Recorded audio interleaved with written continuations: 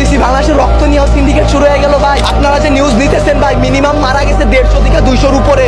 আপনারা নিউজ দিতেছেন এইখানে 10 জন, ওইখানে 1 জন, এইখানে 2 জন। আল্লাহ ছাড় দেয়, ছাইরা দিবে না। ফেরাউনকে পানিতে ভাসাই দিতে আল্লাহ 2 মিনিট ভাবে নাই। আমরা তো পাপিষ্ঠ জাতি, আমরা তো খারাপ জাতি, আমাদের ডুবাই দিত আল্লাহ 2 মিনিটও ভাববে না। তারা 36 দিন পর তারা এনসিপি গঠন করে, তারা নির্বাচন চায়, তারা এই করে, তারা সেই করে। তারা বাংলাদেশের বালের উন্নয়ন করতে পারে না।